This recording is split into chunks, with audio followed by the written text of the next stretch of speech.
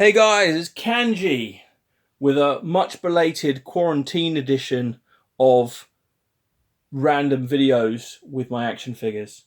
Um, I must apologise, it's been a long time since I've put some content on, and that has basically been because it's been a bit tricky with everything going on, the upheaval, busy household, to get some time to kind of do some videos and some reviews of some new stuff. But stuff, nevertheless, has still been arriving. And whilst this probably won't be an in-depth review of anything in particular, I suppose I can give a brief update on what has been going on over the last couple of months. So, first and foremost, you may have noticed my Jojo's Bizarre Adventure collection is looking a lot bigger than previous. And there have been a number of additions, namely Steel Ball Run stuff, looking pretty nice there. And yeah, I've pretty much like finished off the part 5 JoJo stuff. So there's really like a handful of figures from the whole Medicos SAS line left, and I'm going to hold fire until I have more space to display. This room is going to be redone, hopefully in the next few months, so I'll have a new display space basically for everything that has arrived. I guess moving on, the first thing that I could probably share with you guys is, of course, this rather handsome fellow. Of course, this is Ultra Instinct Goku from the SH Figure Arts line, who was released back in April, I believe, of this year. And yeah, he's turned out really nice, really well sculpted.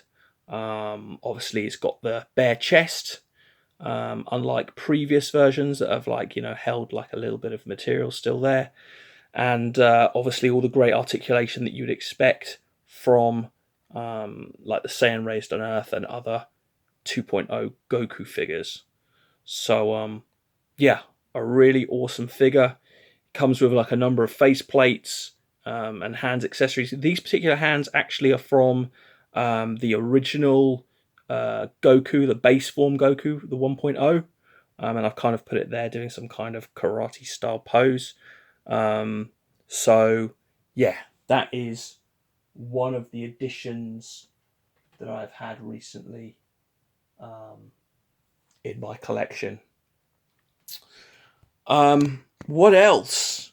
We have just had, actually, in fact, Jackie Chun from the OG Dragon Ball collection. Now, I will admit, this is not Jackie Chun's face. No, this is Muten Roshi's face that I've put on here because I wanted the bald head for the Mafuba display kind of diorama, I guess. But it's pretty cool. He's very similar to the original Roshi figure, all the way to the fact that you have this little hole here that you can put the shell on if you really wanted to. But the cool accessories, obviously, is there's the microphone, but also you've got these rolled up sleeves, which I think are pretty nice. But yeah, that is an incredibly derpy face. It's a shame we don't have like an angry regular Roshi face or a shouting regular Roshi face, because that would have made this a bit cooler. But unfortunately, it is what it is. And as you can see there, I've used the green wind effect to essentially do a King Piccolo kind of getting sucked in with the Mafuba. You can't see very well, so let's bring that in a little bit, and you can see there King Piccolo kind of getting sucked around and into the old rice cooker. So a couple of other random items here. Kochi Kame, a much beloved manga series and anime from the 80s and 90s. I started watching it not so long ago and felt the need to kind of pick up Ryutsu and his boss there. So they're quite entertaining. And then this guy, to be honest, I kind of got him for the bike. He's kind of a cool Figma, again from an 80s manga and OVA. But yeah, other than that, not a great deal to really say about him. Kyojin R, I believe his name was.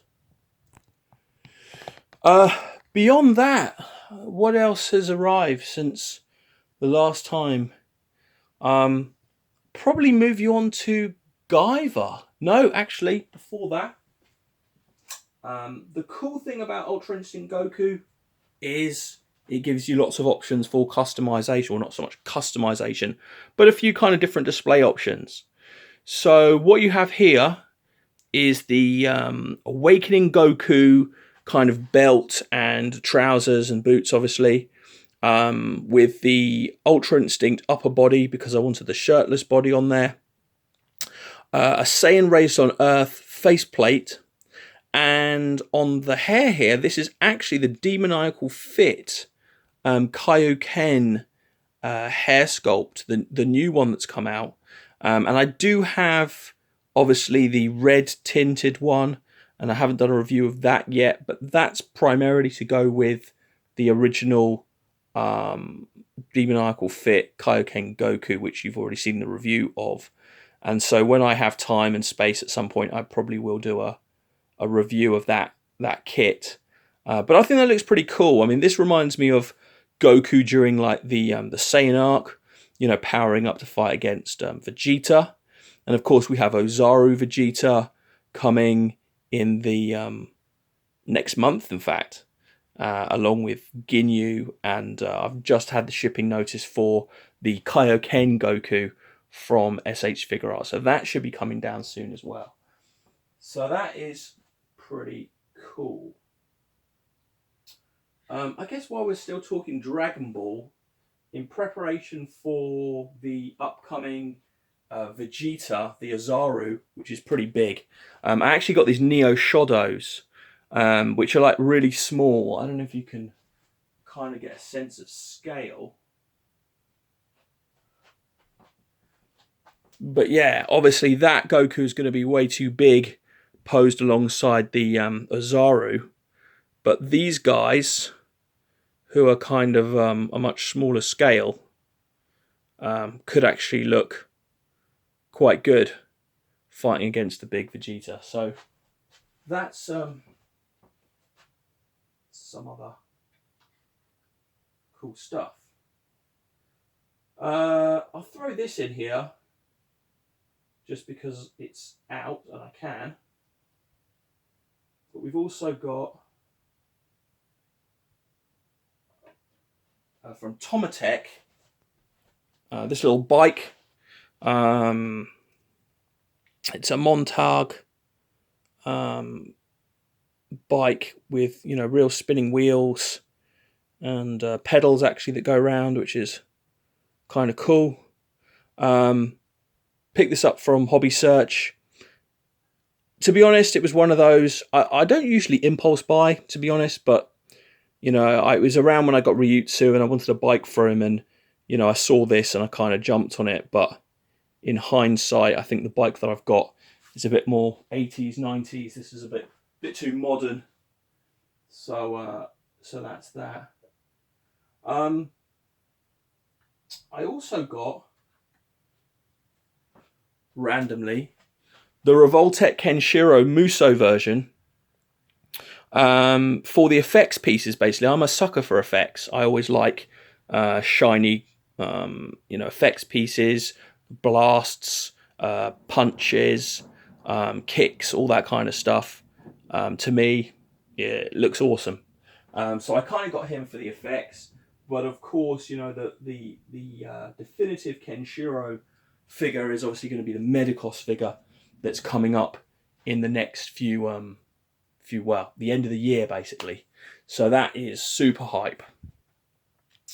So, what else? I picked this up. I have to admit, I was relatively disappointed with this. This is Genis Sigma from One Punch Man. I'm going to say it's not the greatest figure, and one of the biggest issues with it is this. It's been designed like this because it comes with a second set of legs for him to kind of be kneeling down. But the problem is, like, that just does not hold very well. And so anyone who's got this will probably have experienced, the same problem, that when you're actually trying to pose it and do stuff with it, the bottom legs just kind of keep dropping off. And, the fact that Genis is a robot and routinely gets destroyed, it's kind of fitting, because you can kind of have him with his legs, like, sitting in a pile. But yeah, the effects, again, I'm a sucker for these effects. And what I'm actually thinking of doing is, because I'm not overly impressed with this figure, when I have time, I'm actually going to take these effects off, and I'm going to use them, I think, on Android 16, the SH Figure Arts for my Dragon Ball collection. So that's my game plan for Genis. Because, yeah, he's not the greatest figure. Another figure that came recently to kind of conclude, I guess, the Shingeki no Kyojin, aka Attack on Titan, was the Figma Erwin. I thought this was a pretty nice figure. Didn't seem that many people were interested in it, to be honest. I think, like, the hype around Attack on Titan has kind of started to wane a bit. But I thought it was a pretty nice figure. I've got all of the others. So, it made sense for me to get him. And probably the coolest thing about this figure, and again, I have not unboxed it yet because display space is limited, and I'm going to wait until I have more room. But he comes with this awesome horse, which, you can use for Erwin, of course, but you can practically use it for anything. You could use it for Berserk to put Griffith on. You could use it as part of an army build to put knights on. You could use it for practically any sort of display. Even if you just like animals and you want to create a little farm diorama or something, you could use it for that. So, to me, that was kind of one of the winning bits about getting that Erwin figure. Pretty awesome. So now I guess we'll move on to Guyver. So for those of you who've watched my previous videos, you'll know that I'm a big fan of Guyver. I haven't done any reviews of the Figmas or the Max Factory figures themselves, but I will just show you briefly my Guyver display. Now, what has come recently, which I'm really excited about, is Humakul Barkus, the basically head scientist, chief scientist at Kronos, who develops a lot of the Zoids, and he's actually a Zoilord himself. It's a shame, actually, in the manga, which is still ongoing, although it's been on hiatus for like 4-5 years now, that we haven't actually seen his Zoilord form, his transformation. But yeah, this particular item is a grail piece for me, because it's been out for about 15 years, but they only made 30. And I think it was like a special event exclusive item that wasn't for resale, and you really don't see them kind of coming up very often. So yeah, I was really, really pleased to finally pick that up. I also managed to track down, it's in a box, I won't get it out, the adjustment tank as well, with the Aptom kind of in the processing tank with the tubes, etc., which glows in the dark and is pretty dope as well. So that, I think, is pretty much everything. I still have a few more SAS figures from Jojo to kind of arrive, to kind of conclude that. There's also, of course, Kaio-Ken Goku, the new one from SH Figure Arts. But recently, the thing that I've really gotten into is super robots. Now, I wouldn't say recently, because I have for about, I don't know, 5, 10 years, had this super robot Chugga King of Mazinga Z, which I really like. Again, sucker for the effects. Part of the reason why I didn't get the full Choga King at the time was because, of course, this actually has him doing his Rocket to Punchy, which is pretty awesome. And sadly, the Choga Kings don't really offer as much in terms of dynamicism. But being a big fan of Super Robot and having grown up on the Krypton Factor dubs here in the UK of The Protectors, aka Guy King, I have recently purchased this beauty, the Evolution Toy Dynamite Action Guy King. Here's the box, and I've literally just been playing with this now, and it's a really cool figure. It's a magnet robot, which means all the joints are all kind of magnetic balls that kind of all slot together. But yeah, once again, effects pieces. I absolutely love these. That's the electron chain effect, and of course I love explosion effects and all that kind of stuff. And it comes with a whole raft of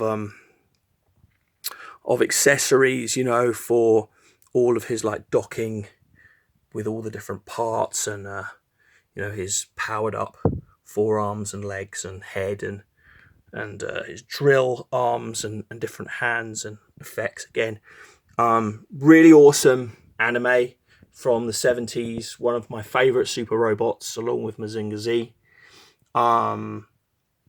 It's a shame there aren't more figures. Obviously, there's the Choga King figure of Mazinga Z, but it doesn't come with half as many effects. And yeah, Dynamite Action, Evolution Toys. That's definitely something I'm going to be checking out more, because there's a lot of underrated 70s robot animes, which I'm a fan of, which have been immortalized by that particular company. So yeah, be prepared for some of those. And of course, I am finally taking the plunge and getting the Soul of Choga King Mazinga Z, the special anime color edition. And part of the reason why I'm getting that is because, again, Evolution Toy Dynamite Action did a whole raft of garage kits back about 5 years ago of a number of mechanical beasts. And I am going to be getting Genova M9 and Glossum X2, and hunting for the others. So yeah, be prepared for some Mazinga stuff probably to arrive. You know, I might be picking up some other bits here and there. Obviously, we've got Ozaru Vegeta coming, and yeah, other than that, this has been my little update video. Again, apologies it's been so long since I've given you any goodness. I know a lot of people have been asking me about my One Piece World collectible figures, because I know a lot of my previous videos kind of covered those. But unfortunately, I haven't got space to display them. I'm quite far behind on those releases. And to be honest, I'm kind of moving away from the statue stuff and the prize figures, and looking more at like action figures and kind of toys that have, you know, poses and accessories and kind of stuff that you can really play around with. So yeah, keep on collecting, guys. I hope you've enjoyed this video, and I'll see you again soon. Peace.